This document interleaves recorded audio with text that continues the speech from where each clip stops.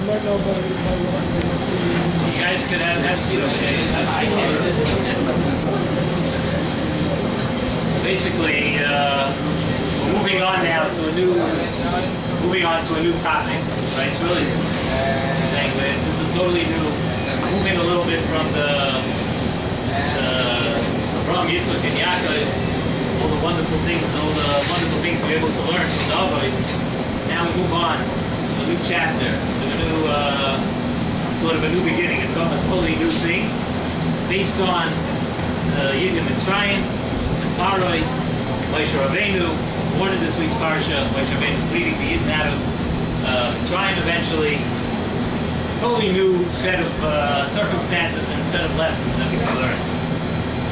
One of the things that we find in this week's parsha, you see that HaKadosh Baruch Hu comes to Moshe Rabbeinu, and first he saw Moshe Rabbeinu, he introduced himself to Moshe Rabbeinu at the Sneh. But later he tells Moshe Rabbeinu that you have to go ahead and tell Klal Yisrael that HaKadosh Baruch Hu is going to take them out of Mitzrayim.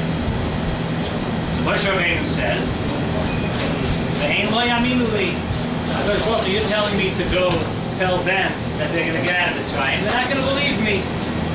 Not going to believe me. So HaKadosh Baruch Hu answers him back, Moshe Rabbeinu, tell me, what are you holding in your hands? Moshe Rabbeinu says, I'm holding a stick. So let's just ask a couple of questions on this scenario. First of all, why did Moshe Rabbeinu think automatically, why was it an automatic thing to Moshe Rabbeinu that when he told Klal Yisrael that the Rebbeinu Shalom is going to take them out of Mitzrayim, they're going to say no? They're going to say we don't believe it. Question number one. The second question is, what does the answer that HaKadosh Baruch Hu gave to Moshe Rabbeinu have to do with this question? Moshe Rabbeinu said, you're not going to believe me. HaKadosh Baruch Hu answers back to Moshe Rabbeinu, what are you holding in your hand? He says, I'm holding a stick. And he told him to throw it on the floor or whatever, but what does the answer have to do with the question? How do we, so if you think about it, this whole episode that's going on with the back and forth between Moshe Rabbeinu and HaKadosh Baruch Hu here really started at the Sneh. And at the Sneh, what did Moshe Rabbeinu see? Moshe Rabbeinu saw a thorn bush, as we say, he saw a Sneh, and it was burning, but it wasn't becoming consumed. The fire would not consume the Sneh. So we all know that many of the Mepharshim speak about it. Of course, it's obvious that it was, Moshe Rabbeinu knew that this is a lot deeper than just the fire not consuming the Sneh. He knew that the Sneh represented Klal Yisrael. And the fire represented the Mem Teshari Tumah that Klal Yisrael had sunk into during the years of Mitzrayim. So Moshe Rabbeinu's question is, how is it possible that the Mem Teshari Tumah, the fire, is consuming all of Klal Yisrael, which is represented by the Sneh, and we see that. We know that it was represented by the Sneh. We saw that HaKadosh Baruch Hu appeared to Moshe Rabbeinu in the Sneh to say, Imay Anoshi B'Tzara. And if that represents it, then why wasn't Klal Yisrael, why were they still deserving for HaKadosh Baruch Hu to promise them that they're going to get out of Mitzrayim? Why were they deserving of the Geula? Why wasn't this fire, why hadn't it totally consumed all of Klal Yisrael? So, Moshe Rabbeinu, there's an interesting thing to understand about Moshe Rabbeinu. The Shiur Pashas says that even at the Sneh, the answer that HaKadosh Baruch Hu gave to Moshe Rabbeinu was when Moshe Rabbeinu asked why the Sneh was not getting consumed, HaKadosh Baruch Hu told him, Sham na'alechem me'arag lecho.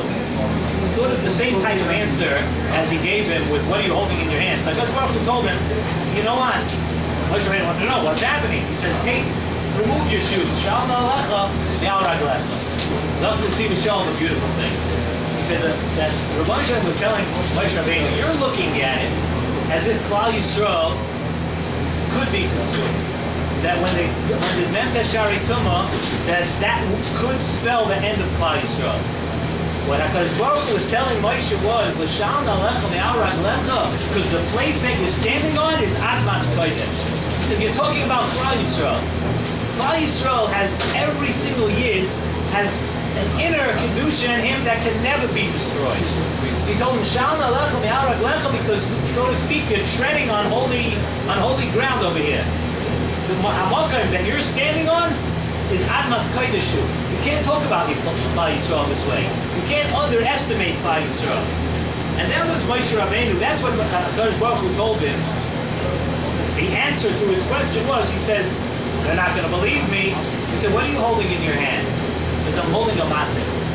There are two types of sticks. There are two types of things. We find that sometimes a stick is referred to as a matzah, and other times a stick is referred to as a makel. A makel is something that you destroy with. You pick up a stick, you want to break something, you break it with a makel. A matzah is something that you build with. That's a stick that you add to something else. It's something that's built with. One is from the Olam HaChorban, and one is from the Olam HaBinyan. So Hakadosh Baruch Hu told Moshe Rabbeinu, what are you holding in your hand? He said, I'm holding a matzah. He said, you know what you do with that matzah? Throw it on the ground. And he threw it on the ground, and it turned into a snake. He said, but even though it's a snake now, pick it back up. A matzah is something that we could build with, no matter how low and no matter what happens to it. When you pick that up, it's going to turn back into a matzah. This is what represents Klal Yisrael. That no matter what happens to them, and no matter how low they go, you pick it up, and now it becomes a matzah again. And I saw somewhere else. The Nasim Shalom says somewhere else also. And it's not in this week's parsha. I didn't find this week's parsha. I saw it a couple of years ago during the Shiur on Friday night.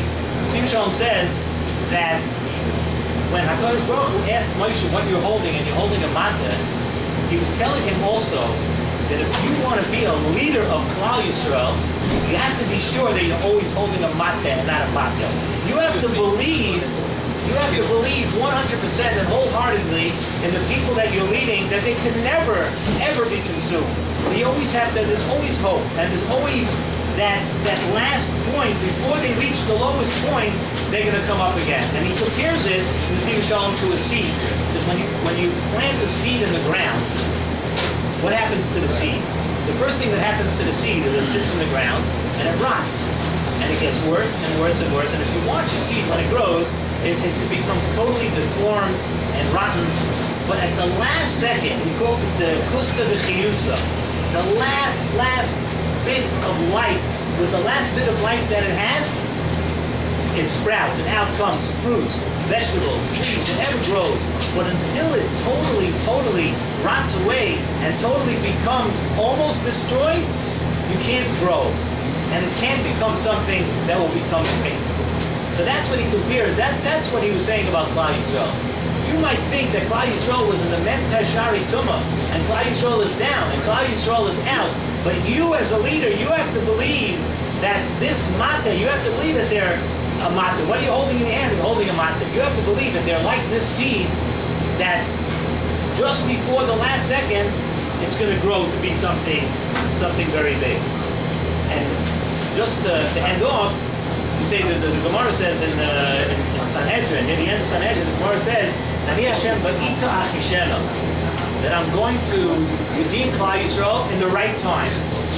So many Mepharshim talk about the ita means, either means that, the Gemara says it means zachu, if there's zaita, then achishena. The loy zachu, then be'ita. There is a certain time that the geula is going to come. So what we were saying now is that Klal Yisrael understood. Of course, they believed. When Moshe Rabbeinu said "Ve'ein lo yaminu li," of course that they believed that there would be a geula. But what Klal Yisrael didn't believe was, how could there be a geula now? How could it be? We've been through so much gullus. We've been through so many hardships in Mitzrayim. We've sunk so low. How is it possible that there could be a geula now? So what Klal Yisrael was missing is what the Rebbeinu told him later. He told him, "B'ni b'chayri Yisrael." That all rules that you think, all things that you would think in your head, all those kind of rules are off the table when it comes to Klal Yisrael. The Rebbeinu deals with Klal Yisrael in a totally different way. Klal Yisrael is b'ni b'chayri Yisrael. You're my children. You don't play by the same rules as everybody else.